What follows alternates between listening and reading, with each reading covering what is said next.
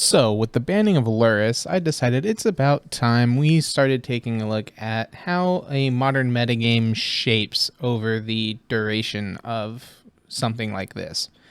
So, Lurrus was banned earlier this week, and these are the first tournament results that have occurred since then. We're going to be looking at the HBMO, Hunter Burton Memorial Open, the Saturday Challenge, and the Sunday Super Qualifier. Between these three events, we'll take a look and see exactly what is needed. So, to start us off, we have the top 64 of the Hunter Burton Memorial Open. And as you can see, it's looking like a lot of the decks that didn't have Lurrus in it were completely unaffected and dominated the field. You've got Blue-Red Murktide 11%, Living End at 8, 4-color Blink, Amulet, Rhinos, Burn. Burn is a bit high in this, but it's a paper tournament. Lots of people just have Burn at the ready. And then you have basically a bunch of just other decks, which consisted of a bunch of one-ofs. Then when you get down to the top 32, you see that a couple of things change. All of the black-green Yawgmoth players made it into the top 32.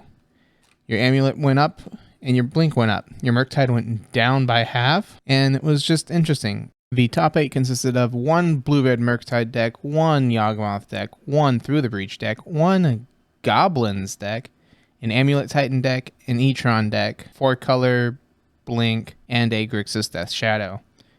Amulet ended up taking the entire tournament, and that shows you when you have 8 completely different decks in your top 8 that you're looking at just about a wide open field. As for Saturday's challenge, you have Teamer Rhinos taking up 10%, and then 4-color Blink taking up 10%, Tron actually making a resurgence at 9%, and then your Elementals, Murktide, Yawgmoth, Dredge actually being popular in the Saturday's tournament, which we didn't quite see at the HBMO. So, again, paper versus online. But you still see that you've got these decks that were strong beforehand still having a presence, and then Tron doing Tron things. Teamer Rhinos ended up being the winner of the Saturday Challenge, so that was a interesting surprise. Rhinos hasn't won in a while. On Sunday's Super Qualifier, you have, again, more Murktide. Hammer actually shows up here. We didn't see much of it in the other two, but it's good to see that Hammer can still be a deck without needing Lurrus here. And then again, we have that Amulet, Tron, Living End, Elementals, Shadow, and Blink. So the decks that were strong before are still strong after, surprising nobody. But it's interesting to take a look at how this meta is starting to shape up, and that there are still Lurrus decks out there doing just fine without Lurrus. The overall change for the weekend metagame is you're looking at about Blink and Murktide taking up about 10% of the meta each, Elementals taking up about 7%, Tron and Amulet both at 6%, Rhinos, Living End, and Yawgmoth all being relevant, and then you've got Hammer, and then your everybody can play anything. So it's good to see that there's still quite a vast majority of modern that isn't just one deck. It's not solved yet. So you can kind of just play whatever you want right now, and it's gonna do all right. This kind of shows you what you need to be prepared to run into if you're playing a bunch of leagues, or what your tournaments might start to look like.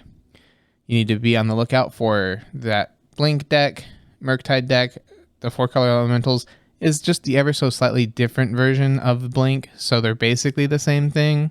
And then, of course, you always have Tron, Rhinos, Living End, Yawgmoth.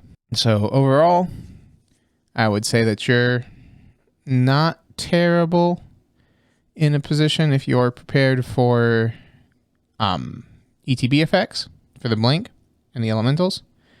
If you're prepared to deal with the Graveyard for Murktide and Living End.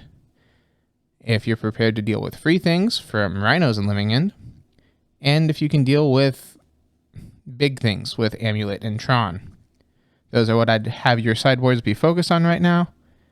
And that's kind of what you're looking for at the moment. With that being said, hope you guys enjoyed this change of pace, and let me know what you thought. Have a good one.